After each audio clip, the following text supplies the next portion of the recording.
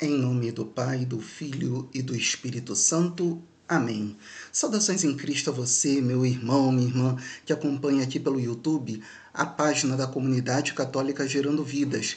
Eu sou o professor Tiago Oliveira e estou junto com você para a gente partilhar a palavra de Deus, o conhecimento da palavra, mas não só um conhecimento teórico, mas um conhecimento que seja capaz de transformar nossa vida, de mudar nossa história e de fazer com que a gente se anime também a levar a outros a seguir Jesus plenamente.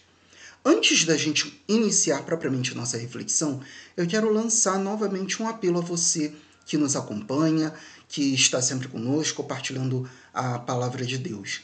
A nossa comunidade Gerando Vidas, ela precisa muito da sua ajuda, sua colaboração. O quanto você puder, não tem valor mínimo, tá? Você pode doar pelo Pix.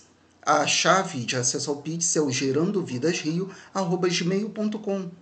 Às vezes, R$1 vai fazendo a diferença na vida de outras pessoas, principalmente dentro da Pastoral do Trabalhador da Comunidade Católica Gerando Vidas, que auxilia a passagem de muitas pessoas que são encaminhadas por nós para entrevistas de emprego e não tem muitas vezes sequer o dinheiro da passagem. E isso é muito triste. Então, eu peço a você que pode, ainda que com uma quantidade pequena, eu estendo minha mão para você e peço a você, seja um amigo colaborador da Comunidade Católica Gerando Vidas. A chave é gerandovidasrio@gmail.com. Difícil? Não. Mas depende do seu e do meu coração para que esse trabalho aconteça. Temos também, por exemplo, dentro do Gerando Vidas também, a pastoral que cuida daqueles que precisam de bolsas de alimentos, né? A pastoral social. Então, muitas vezes R$1 aqui ou ali vai ajudar a comprar uma cesta, para ajudar uma outra pessoa. Então, seja solidário. Vamos juntos. A palavra de Deus nos ensina a ser solidários. Tá bom? Hoje vamos então refletir sobre um evangelho que é muito especial. É o evangelho de Mateus, capítulo 10, versículos do 1 ao 7. Mateus 10, 1 ao 7.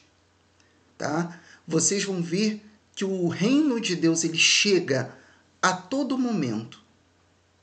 Ele chega ao nosso coração por diferentes meios, por diferentes formas, mas ele chega ao nosso coração e é capaz de nos transformar. Por isso, ouçamos. Naquele tempo, Jesus chamou os 12 discípulos e deu-lhes poder para expulsarem os espíritos maus e para curarem todo tipo de doença e enfermidade. Estes são os nomes dos 12 apóstolos. Primeiro, Simão, chamado Pedro, e André, seu irmão. Tiago, filho de Zebedeu, e seu irmão João. Filipe e Bartolomeu. Tomé e Mateus, o cobrador de impostos. Tiago, filho de Alfeu, e Tadeu. Simão Zelota e Judas Iscariotes, que foi o traidor de Jesus. Jesus enviou estes 12 com as seguintes recomendações. Não deveis ir aonde moram os pagãos, nem entrar nas cidades de samaritanos. Ide antes às ovelhas perdidas da casa de Israel. E em vosso caminho anunciai, o reino dos céus está próximo.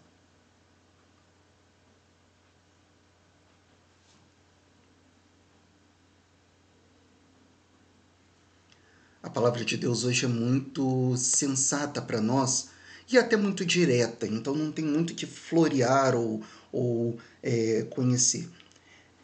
É importante o seguinte, Jesus chama um grupo de 12 discípulos.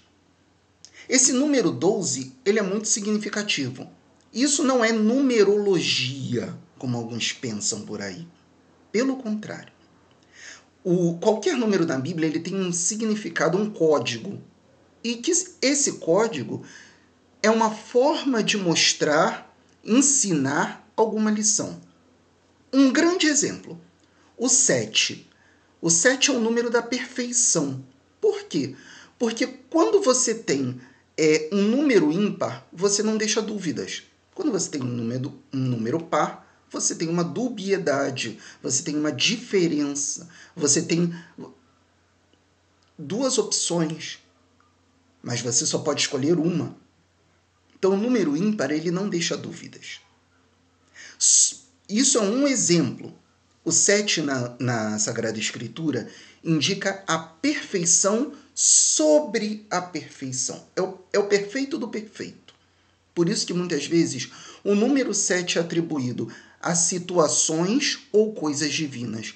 Por isso que na menorá, que é aquele candelabro dos judeus, tem geralmente 7 velas, indicando a perfeição divina. E muitas vezes se aumentam mais 2 ainda e se colocam 9 na Hanukkah, que é a festa judaica, no qual se celebra a festa das luzes. Ou seja, a perfeição da mais pura perfeição, como às vezes eu costumo brincar. Só que aqui Jesus escolhe um número par, escolhe o 12. E o 12 também é significativo. 12 são as tribos de Israel. Ou seja, Jesus escolhe 12 discípulos para, sobre esses 12 discípulos, começar a construir dentro deles uma autoridade. E uma autoridade que vai além daquilo que se pensa que era somente o povo eleito que seria o escolhido. Não. Jesus já começa aí a colocar as bases do reino de Deus. Assim como os 12 filhos de Jacó, lá no Gênesis, foram a base do povo todo de Deus, o povo de Israel, agora Jesus lança sobre a base dos 12 filhos de Jacó os 12 discípulos dele. Bem interessante. Ele coloca a igreja, né, esses 12 já são símbolo da igreja, que precisam ir anunciar o reino de Deus. Quando eu estou falando igreja, não estou falando em placa de igreja ou em símbolo de igreja. Estou falando comunidade dos discípulos de Jesus, daqueles que seguem verdadeiramente Jesus Cristo. Tá? Engraçado, Jesus começa, tanto nessa lista como numa outra lista também, se eu não me engano, presente no Evangelho de Lucas, sempre por Simão Pedro. Quem é Simão Pedro? É o apóstolo, primeiro governante da igreja. A partir dele vêm os papas Lino, Cleto, Clemente, Sisto, Cornélio e tantos outros, até chegar no Papa Francisco. Nós tivemos aí 267 sucessores de São Pedro. 267 sucessores de São Pedro. Pedro era papa? Podemos até dizer que sim, numa linguagem genérica. Mas eu prefiro dizer que Pedro era apóstolo, que confere a ele uma autoridade muito maior. Não à toa, as 3 cartas de Pedro estão na Bíblia. Estão na Sagrada Escritura. Ele é apóstolo. Acima até mesmo dos bispos, do bispo de Roma, os 12 apóstolos têm uma autoridade superior a todo e qualquer bispo. Os apóstolos, os bispos, são sucessores dos apóstolos. Fazem as mesmas coisas que os apóstolos. Mas os apóstolos têm uma autoridade porque eles conviveram e ouviram diretamente de Jesus toda e qualquer palavra de salvação. E transmitem a nós, por meio da Sagrada Escritura, por meio da tradição da igreja, e aí formam o Sagrado Magistério. Simples assim. A igreja se fundamenta, toda a igreja verdadeira se fundamenta nessas 3 coisas. A Sagrada Escritura, a palavra de Deus, a tradição, que é o contexto no qual aqueles apóstolos viviam, um contexto histórico, político, religioso, né, que nos deixam os escritos, que nos deixam testemunhos, que nos deixam o seu sangue.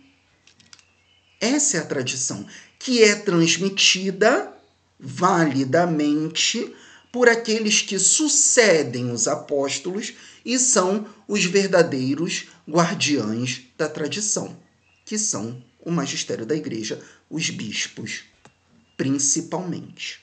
E o bispo de Roma, que é sucessor de Pedro, que morre em Roma, é aquele a quem devemos a obediência hoje, porque ele é o grande guardião da tradição e da doutrina da igreja. É o Papa. 267 sucessores até agora. A lista sempre começa com Pedro, que é a grande cabeça da igreja. É aquele sobre a qual Jesus vai falar: Pedro, tu és pedra, sobre esta pedra construo minha igreja. Sobre esta pedra eu constituo os discípulos, os meus discípulos, aqueles que vão me seguir. Sobre ti os meus sucessores, sobre ti os meus templos, sobre ti a autoridade, sobre ti tudo que aconteceria.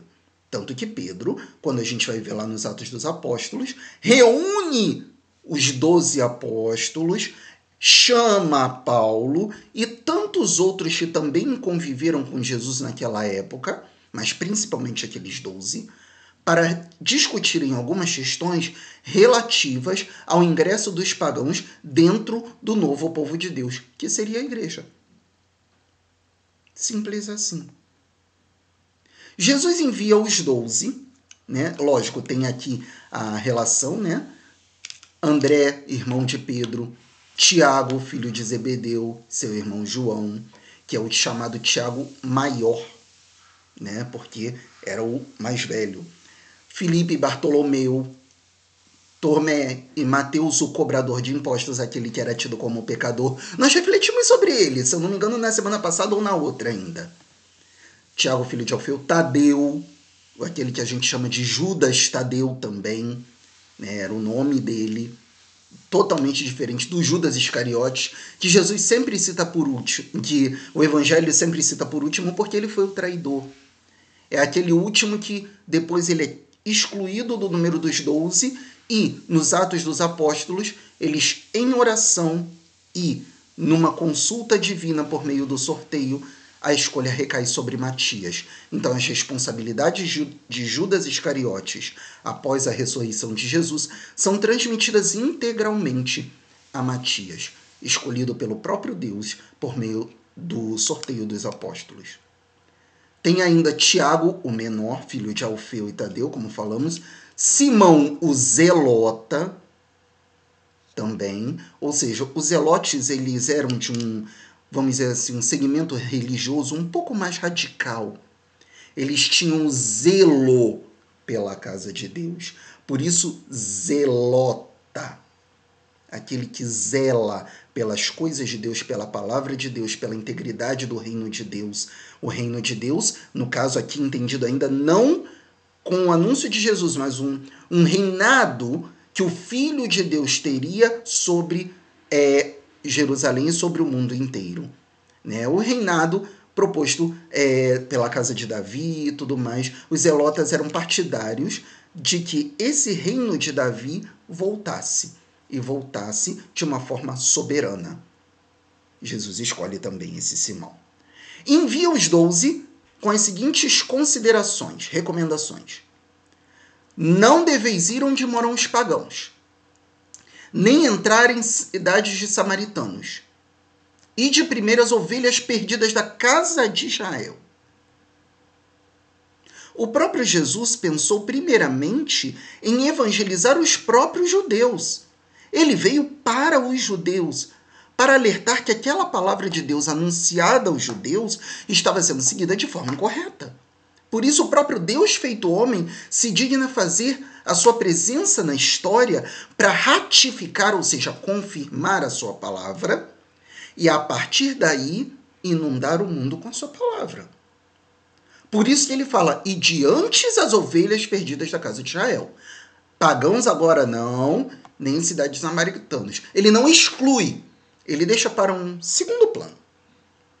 E nós vamos vendo, ao longo da escritura, que pagãos e samaritanos vão sendo receptáculos de milagres, de respostas, né? Vide a samaritana que encontrou Jesus no poço. João, se eu não me engano, no capítulo 4. Né? A conversa de Jesus com a samaritana é uma coisa belíssima. Né? E ela também foi receptáculo receptáculo da salvação, receptáculo daquilo que deveria ser. Jesus anuncia primeiro as ovelhas perdidas da casa de Israel. Nós, muitas vezes, precisamos ir às ovelhas perdidas da nossa casa, do nosso círculo de amigos, do nosso trabalho, e anunciar a proximidade do reino de Deus. Qual é a proximidade do reino de Deus? É a igreja tal? É o pastor tal? É o padre tal? Não, é a experiência verdadeira com Jesus Cristo. A partir dessa experiência profunda, verdadeira e sincera com Jesus Cristo, a própria pessoa vai perceber que o caminho está na igreja. Está na comunidade dos fiéis. A Bíblia, a palavra de Deus, não caiu prontinha com zíper e tudo para a gente colocar debaixo do braço, como fala o padre Paulo Ricardo. Entretanto, ela nos vem transmitida por meio desses homens valorosos que nos deixaram outros homens e que foram transmitindo a outros homens a tradição, o magistério e a Sagrada Escritura. Tudo isso nos é transmitido pela Igreja de Deus. Então, deixo este pequeno recado. Se alguém pensa em uma fé vazia fora da comunidade, meu irmão, minha irmã, está perdendo tempo. Ou não entendeu nada da palavra de Deus, ou está no egoísmo. Nós não podemos ser egoístas. Não podemos achar que nós somos o centro e que Cristo vem só para mim. Não. Cristo vem para todos. E a todos devemos ir, e a todos anunciar que o Senhor está presente e faz a obra, faz o milagre, faz os seus prodígios no seu e no meu coração. E a partir do nosso coração, naqueles que nos cercam. Essa é a essência da palavra de Deus hoje. Então, primeiro, que nós saibamos valorizar aqueles que deram a vida para mostrar, para nos transmitir a palavra de Deus. Reconhecer na autoridade dos apóstolos, na autoridade da igreja, a autoridade do próprio Cristo. Segundo, buscar um encontro íntimo, pessoal, verdadeiro com o Senhor. Não deixa para amanhã, não. Faça isso agora. Una-se em oração conosco agora, mas não só agora, durante todo o momento da sua vida. Está angustiado? Reze. Está triste? Reze. Está alegre? Reze, agradeça. Está precisando de alguma coisa? Peça ao Pai e Ele há de providenciar. É saber que esse Deus caminha conosco e nos envia Ele mesmo na pessoa de Jesus Cristo para nos mostrar o seu caminho. Então, meu irmão, minha irmã, vamos juntos agradecer por esse tempo ao Senhor. Agradecer porque a sua palavra foi feita vida para que nós tenhamos vida. Que nos foi transmitida primeiro por esses 12, depois por tantos e tantos discípulos que hoje formam a Igreja de Jesus Cristo. Você, meu irmão, é igreja. Eu sou igreja. Mas essa igreja que nós somos pode ficar só com a gente. Não pode. A fé verdadeira é vivida em comunidade. A fé verdadeira é vivida na experiência de Jesus Cristo no seio da comunidade cristã. Peçamos então a sabedoria ao nosso Deus de todo amor. Senhor nosso Deus, Pai de infinita bondade, que nos deixas os testemunhos dos 12 apóstolos, que nos deixastes a tua palavra, que nos deixastes a tradição da igreja.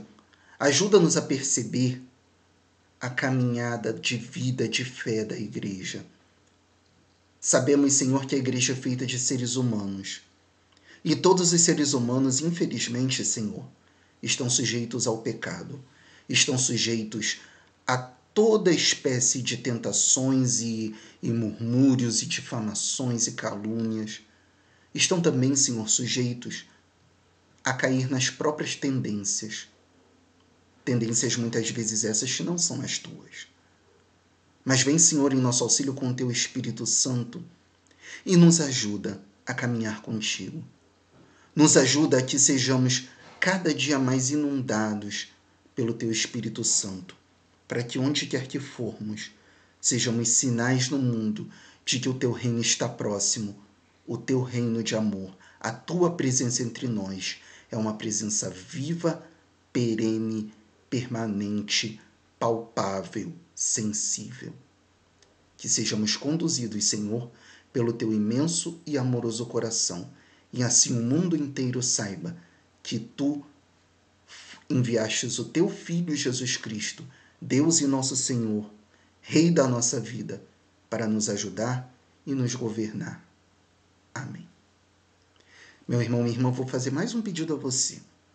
Por favor, comente com o seu pedido de oração aqui embaixo nos comentários. Deixe seu pedido de oração por você, pela sua família, por alguém que você amava e faleceu, né? A gente nunca deixa de amar quem faleceu, a quem foi para junto de Deus, né? Eu jamais deixei de amar a minha mãe e o meu pai e tantos outros amigos e parentes que foram para a casa de Deus, né?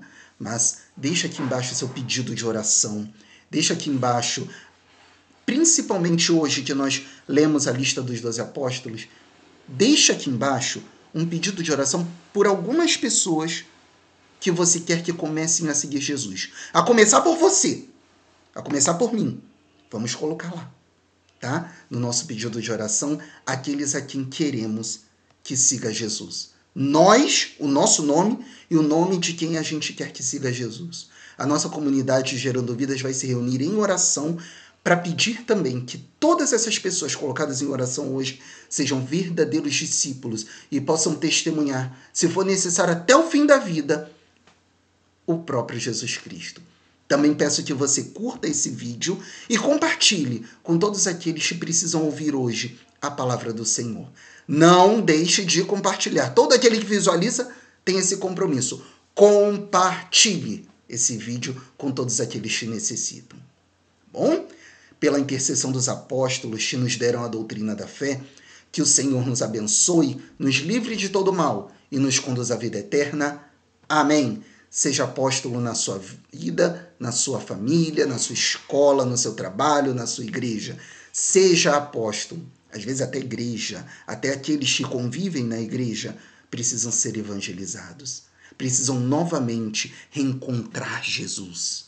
Essa é evangelização. Não é evangelização de pegar e ficar soltando palavras da Sagrada Escritura apenas, mas é viver a Sagrada Escritura e transmitir com a vida, com a palavra sim, mas com a vida, com o testemunho verdadeiro e firme de Jesus. Vamos em frente, meus irmãos e irmãs, sabendo que o Senhor está conosco. Tenham todos um bom dia.